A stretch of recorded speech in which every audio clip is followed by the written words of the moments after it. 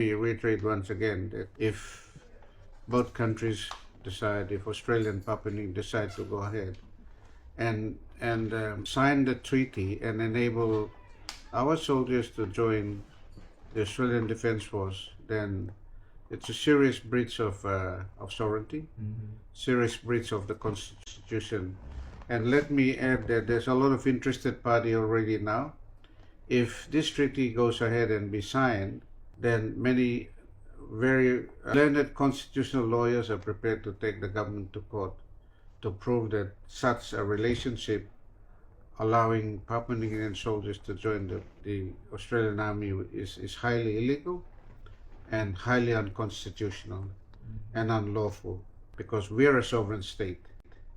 We are no longer a colony of Australia. In 1975, we drafted our own constitution and we became a sovereign state. And if Australia wants to invest in the PNGF, then it should invest in its capabilities, not taking our soldiers into the armed forces. That's illegal. That's the point. That's the point that I was making. Well, we have a very close relationship with China. We have a trade. It's a trading partner. We continue to embark on our defense cooperation with China, and we continue every year. There's an increased number of Papua New Guinean officers and public servants going to China. So more and more interaction is taking place. So it doesn't change our position. It doesn't change our position even after 50 years. We're a sovereign state, and therefore our sovereignty is respected. Our constitution is respected. And as far as the general view of Papua New Guinea is concerned, is China is not the enemy. China is a friend of Papua New Guinea. Simple as that.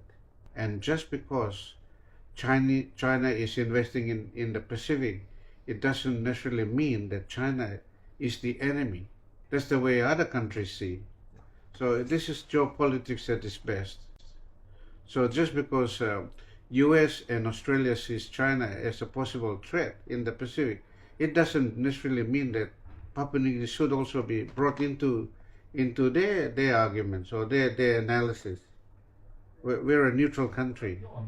We're non-aligned to any country when it comes to perceived threat or imminent threat. Because as far as we're concerned, China is not our military threat or any other threat for the same matter.